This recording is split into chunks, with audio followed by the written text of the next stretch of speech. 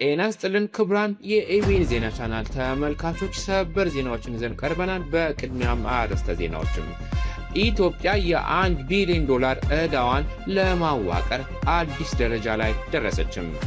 በኮንጎ የኢቦላ ወረርሽኝ የሟቾች ቁጥር 2500 አለፈ ተባለም። የሩሲያና የዩክሬን የድሮን ጦርነት እጅግ በጣም ተባብሷል። ውድ ተመልካቾቻችን ወደ ዝርዝር መረጃው ስንገባ ዜናዎችን ማቀርብላችሁ ጌታ ያውቃል ማንፍሩትን ሳብስክራይብ ማድረጉን እንዳይረሱም። ኢትዮጵያ የ1 ቢሊዮን ዶላር ዕዳዋን ለማዋቀር አዲስ ደረጃ ላይ ደረሰች ተባለም። ኢትዮጵያ ከዓለም አቀፍ የዕዳ ቀውስ ለመውጣት አዲስ እርምጃ ወስዳለችም። የኢትዮጵያ ይፋዊ አበዳሪዎች መንግስት ከግል ባለሀብቶች ጋር በመደራደር የደረሰችበትን የ1 ቢሊዮን ዶላር ኢሮ ቦንድ የዕዳ መልሶ ማዋቀር ስምምነት በመሪ ደረጃ ደግፈዋል። ይህ ለኢትዮጵያ ከፍተኛ ጠቀሜታ ያለው እርምጃ ነው ተብሏል። ምክንያቱም ኢትዮጵያ በ2023 የዚህን የውጭ ዕዳ ክፍያ ማቋረጣን ተከትሎ በይፋ የዕዳ ክፍያ አለመቻል ሁኔታ ውስጥ ገብታ ነበረ። ከዛ ጀምሮ መንግስት ከአበዳሪዎችና ከቦንድ ባለቤቶች ጋር የዕዳ ማዋቀር ድርድር ሲያደርግ ቆይቷል። ይህ ሂደት ግን ቀላል አልነበረም። ከግል አበዳሪዎች ጋር በተደረጉ ድርድሮች ላይ አለመግባባቶች ተፈጥረው ድርድሩ እስከ መቋረጥ ደርሶ ነበረ።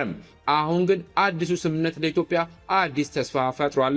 የኦፊሻል ክሬዲተር ኮሚቴ የተባለው የይፋ አበዳሪዎች ቡድን በፈረንሳይና ቻይና በጋራ የሚመሩ ሲሆን የኢትዮጵያን ከቦንድ ባለቤቶች ጋር የደረሰችበትን ስምምነት በመሪ ደረጃ ደግፏል። ይህ ማለት የዕዳ መዋቅር ወደ ተግባር ለመግባት አንድ ትልቅ ደረጃ ተሻግሯል ማለት ነው። ግን ጉዳዩ ገና አልተጠናቀቀም። የይፋ አበዳሪዎች በስምምነት ውስጥ ባለው ኒው መኒ ዋራንቲ የሚባለው አካል ላይ ስጋት አሳይተዋል። ይህ ስምምነት ለቦንድ ባለቤቶች በኢትዮጵያ የወደፊት ቦንድ ላይ እንዲሳተፉ ወይንም እስከ 90 ሚሊዮን ዶላር የሚደርስ የገንዘብ ክፍያ እንዲቀበሉ አማራጭ ሊሰጥ ይችላልም። ይህ የይፋ አበዳሪዎችን አሳስቧልም። ምክንያቱም የግል አበዳሪዎች ጋር የሚደረገው የዕዳ መዋቅር ስምምነት ለአንድ ቡድን ከሌላው በተሻለ ሁኔታ እንዳይሰጥ የዕዳ እኩልነት መርህ እንዲጠበቅ ይፈልጋሉ። የኢትዮጵያ ዕዳ ጉዳይ የኢትዮጵያ ብቻ ጉዳይ አይደለም። ኢትዮጵያ በጂ20 ኮመን ፍሬምወርክ የዕዳ ማዕቀፍ ሂደት ውስጥ የገባች ሲሆን እስካሁን በዚህ ማዕቀፍ ስር ያለችው የመጨረሻው ሀገር መሆኗን ተገልጿል። ስለዚህ የኢትዮጵያ የዕዳ ማዕቀፍ ሂደት ከጂ20 የዕዳ ማዕቀፍ ስነስርዓት በተግባር ምን ያክል ውጤታማ እንደሚሆን እየተነገረ ይገኛል። ኢትዮጵያ በሰኔ ወር ከቦንድ ባለቤቶች ጋር በመሪ ደረጃ ስምምነት ላይ መድረሷ ተገልጾ ነበር። በዚህ እቅድ መሰረት አዲስ የ880 ሚሊዮን ዶላር ቦንድ ከ2026 እስከ 2029 ባለው ጊዜ የሚከፈል መሆኑን ተዘግቧል። ነገር ግን የቦንድ ባለቤቶች የመጨረሻውን ስምምነት ማጽደቅ አለባቸው። ይህ ሲሆን ኢትዮጵያ የዕዳ ጫናዋን በማስተካከል ወደ ዓለም አቀፍ የካፒታል ገበያ ለመመለስ የበለጠ እድል ልታገኝ ትችላለችም። ይህ ደግሞ ለኢትዮጵያ የውጭ ምንዛሪ፣ የኢንቨስትመንትና የመንግስት የፋይናንስ አቅም ላይ ትልቅ ተጽዕኖ ሊኖረው ይችላል። በአጭሩ ኢትዮጵያ ከዕዳ ክፍያ ችግር ለመውጣት ትልቅ እርምጃ ወስዳለችም። ነገር ግን የመጨረሻው ስምምነት እስኪጸድቅ ድረስ ጉዳዩ ገና አልተዘጋም። በኮንጎ የኢቦላ ወረርሽኝ የሟቾች ቁጥር 2500 አልፏል ተባለም። በአፍሪካ የጤና ቀውስ እየተባባሰ ነው። በዲሞክራቲክ ኮንጎ የተከሰተው የኢቦላ ወረርሽኝ አሁን በአገሪቱ ከተመዘገበው የኢቦላ ወረርሽኝ ሁሉ በጣም አስከፊ ይሆናል። የተባበሩት መንግስታትም የኢቦላ አስተባባሪ ጁሊያን ሄሪስ እንደገለጹት በወረርሽኙ ምክንያት የሞቱ ሰዎች ቁጥር 2500 አልፏል። ወረርሽኙም ከፈረንሳይ በሚበልጥ ስፋት ባለው አካባቢ እየተስፋፋ ነው። ይህ ሁኔታ የተከሰተው ኢቦላ በሀገሪቱ ከተለያዩ ክልሎች እየተገኘ ባለው ወቅት ነው። በነሐሴ ወር ወረርሽኙ ወደ 6ኛ ክልል መድረሱም ተዘግቧል። የአሁኑ ወረርሽኝ በተለይ አሳሳቢ የሆነው የበሽታው ስርጭት ፍጥነት ነው። የተባበሩት መንግስታት ባለሙያዎች ስርጭቱ በከፍተኛ ፍጥነት እየጨመረ መሆኑንም ገልጸዋል። በዚህ ወረርሽኝ ላይ የተጨመረው ሌላ ከባድ ችግር ደግሞ የጤና ሰራተኞች ደህንነት ነው። እስካሁን 160 የጤና ባለሙያዎች በኢቦላ መያዛቸውና ከነዚህ ውስጥ 43ቱ መሞታቸውም ተገልጿል። ይህ ማለት በሽተኞችን ለማዳን ወደፊት የሚሄዱ ራሳቸውን የበሽታው ተጠቂ እየሆኑ ነው ማለት ነው ተብሏል። ነገሩን የባሰ የበለጠ አስጨናቂ የሚያደርገው በጤና ሰራተኞች ላይ የሚፈጸመው ጥቃት ነው።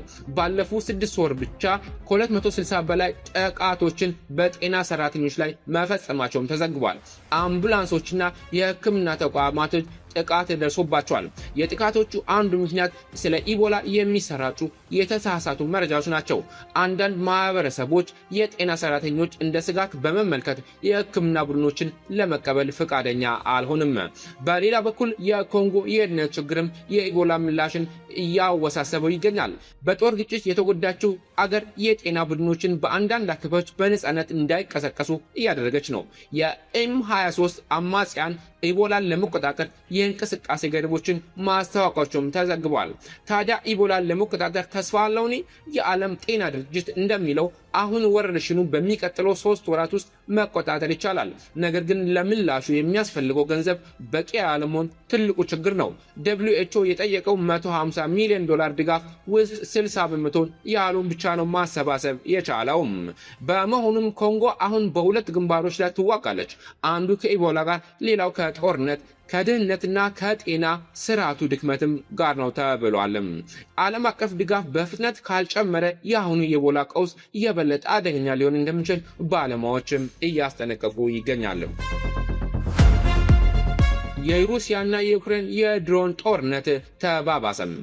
የሩሲያና የዩክሬን ጦርነት ከሰላም ድርድር ጥረቶች ጎን ለጎን እየተባባሰ ነው ተባለም። በቅርብ ቀናት የሁለቱ ወገኖች የሚሳኤልና የድሮን ጥቃቶችን እየጨመሩ ሲሆን የሰላማዊ ሰዎች ሞትና ጉዳትም በዚሁ እየጨመረ ነው ተብሏል። በዩኬቭና አካባቢው የተፈጸሙ የሩሲያ የአየር ጥቃት 17 ሰዎች ሞተዋል፣ ከ40 በላይ ሰዎችም ቆስለዋል። የዩክሬን አየር ኃይል ሩሲያ በጥቃቱ በርካታ ሚሳኤሎችና ከ160 በላይ ድሮኖችን ተጠቅማለች ስልም ገልጸዋል። የሩሲያ ጥቃቶች የዩክሬን የኃይል የሎጂስቲክና የወታደራዊ ማምረቻ ተቋማትን እየነኩ ናቸው። ሩሲያ በበኩሏ የዩክሬን ድሮኖች ጥቃቶች በራሷ ግዛት ውስጥ እየጨመሩ መሆናቸውን ትገልጻለች። በሞስኮ ክልል የተፈጸመ አንድ ትልቅ የዩክሬን ድሮን ጥቃት አንድ ሰው መገደሉን የክልሉ ገዢ ገልጸዋል። ከዛ በኋላም ዩክሬን በሩሲያ ውስጥ በተለያዩ ኢላማዎች ላይ የድሮን ጥቃቶችን ቀጥላለች። በሳማራ ክልል የሩሲያ ትልቅ የመስመር ላይ ንግድ ኩባንያ ኦዞን መጋዘን ከተመቱ ቦታዎች መካከል ነው። በሌሎች አካባቢዎች ጥቃቶች ተፈጽመዋል። በዩክሬን የተፈጸሙ የሩሲያ ጥቃቶች በተመሳሳይ ከባድ ነበሩም ተብሏል። በኪርቪሪያ የገበያ ማዕከል ላይ የተፈጸመ የድሮን ጥቃት የሟቾች ቁጥር 16 ደርሷል። ከ130 በላይ ሰዎችም ቆስለዋል። ከቆሰሉት መካከል በርካታ ህጻናትም ይገኙበታል።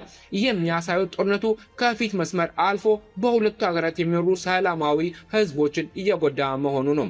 የድሮኑ ጦርነት በዚህ ግጭት ውስጥ አዲስ ደረጃ ላይ ደርሷል። ድሮኖች ከባድ ወታደራዊ መሳሪያን በማይጠይቁ ወደ ረጅም ርቀት ተጉዘው ወታደራዊና ኢኮኖሚያዊ ኢላማዎችን ሊመቱም ይችላሉ ተብሏል። ይህ ሁለቱም አገራት የአየር መከላከያ አቅማቸውን ይበልጥ እንዲያጠናክሩ እያስገደዳቸው ነው። በተመሳሳይ ጊዜም የሰላም ድርድር ጥረቶችም አልቆሙም። ዩክሬን በጥቁር ባህር ላይ በሲቪል ኢላማዎች ላይ ጥቃት ለማቆም ለሩሲያ ሀሳብ ማቅረቧ ተዘግቧል። የሩሲያ ግን በጥቁር ባህር የተኩስ አቁም ሀሳብ ላይ መሰረት እንደሌለ ገልጻለችም። በሆኑም የዲፕሎማሲ በር ሙሉ በሙሉ ባይዘጋም በመሬት ላይ የሚታየው የጥቃት መጠን ግን ሁኔታው አሁንም ከሰላም በጣም የራቀ መሆኑን ያሳየም ነው ተብሏል። ክቡራን ተመልካቾቻችን ለሰዓቱ ያዝናቸው ዜናዎች ይህን ይመስላሉ። ከጥቂት ሰዓታት በኋላ በሌሎች መረጃዎች እስክንገናኝ መልካም ጊዜ እያለን ኢቢን የዜና ቻናል ላይክና ሰብስክራይብ ያድርጉ። እንዲሁም የደወል ምልክቱን ይጫኑ። አስተያየቶንም በኮሜንት ሴክሽን ላይ ያስቀምጡልን።